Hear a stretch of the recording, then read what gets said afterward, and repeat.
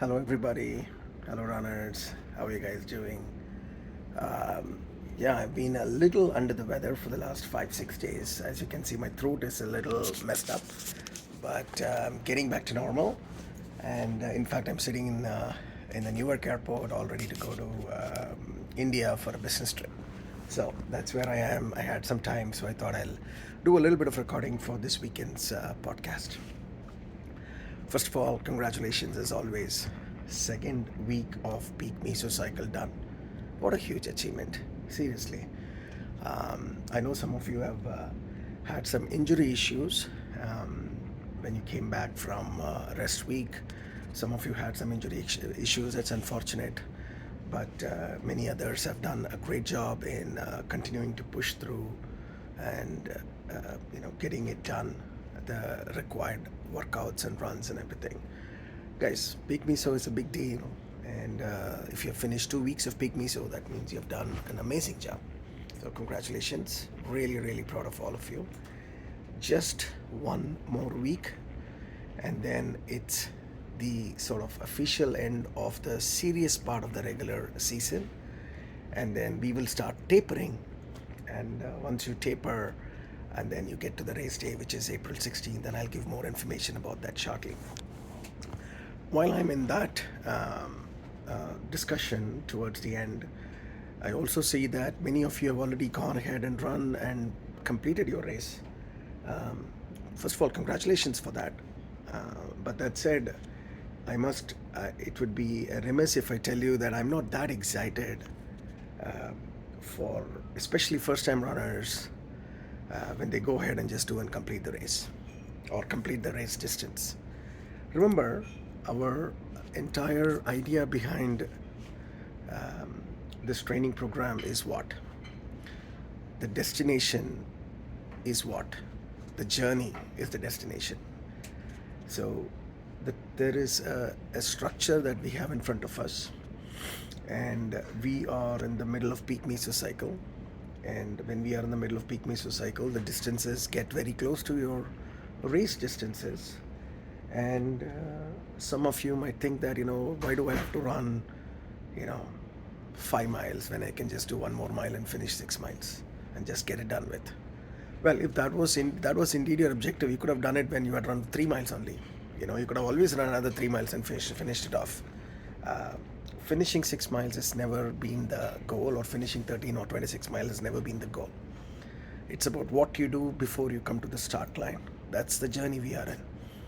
And so I want to make sure that those of you who have planned for it, those of you who had a vacation coming, or already April 16th, there was some spring break and they had vacation coming, or those of you who wanted to experience a live race, and that live race happened to be a week here and there, those things are good because you have planned for it, you have talked with your ACs, and your ACs might have tweaked your training accordingly, and you have placed a calculated plan and you just executed the plan.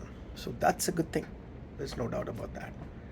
What I am not very happy about is when you go for a peak meso run and then just decide to convert that into a race day run, or you just go and do a race day run just in the middle of peak meso cycle.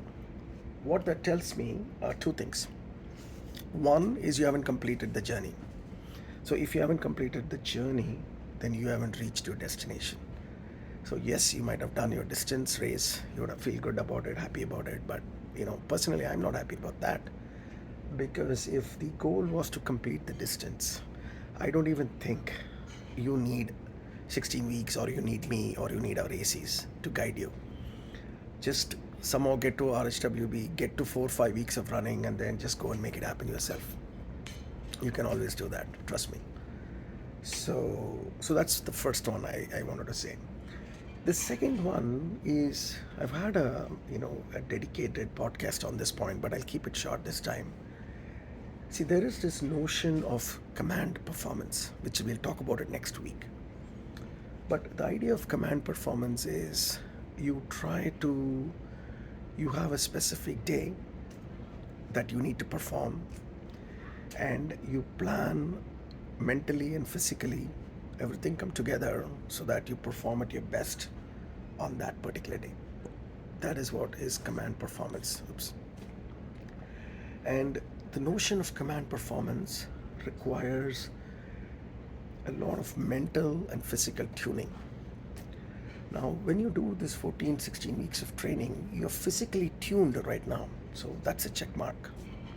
Now comes the mental portion of it, which is to control your enthusiasm, control your nervous energy, so that you are able to execute on the day that you're supposed to execute. Now, if you think about this command performance, the best way I try to explain command performance is, let's say you're going for an interview. You are expected to give the best performance on that 1 hour of your interview. There's absolutely no point in doing a great job 1 hour before or 1 hour after the interview, right? So the best performance of marketing yourself has to happen during the interview period. So that's a command performance. Likewise, in running, you are expected to give the best that you have during the race day. And that's why when you have a race day, you don't have a choice of when to start. You don't have a choice of moving around the race day. You just come on the particular day, prepare for that particular day, and execute your run on that particular day. So when you do this virtually, when you just decide to do it yourself, whenever you feel like, you've really not given command performance, you've just performed. There was no mental strength there. You just did it when you felt good, as opposed to you're supposed to do it when you're supposed to do it. You understand the difference? So that's why this training is not just about physical training, it's also about mental strength training.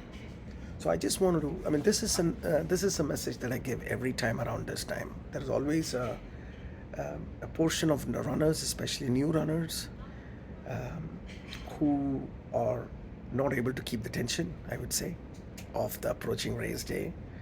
Or they look at peak mesocycle and say that, man, I've done so much, a little bit more, and just get it done with. That could be another thing. Or they just have felt so good that day and they spent about doing it. All of that comes under the category of me not getting impressed, to say the least. I feel good about your runs, I feel proud about you and all your achievements, but you know what? I feel like you've snatched defeat from the jaws of victory. That's really what I feel. So, for those of you who have not done the race, but somehow considering doing the race next week during the peak meso week, make sure you read this message. The journey is the destination, not the distance is your destination. If the distance was your destination, you could have done it a long time ago. So that's the message I want to give you today.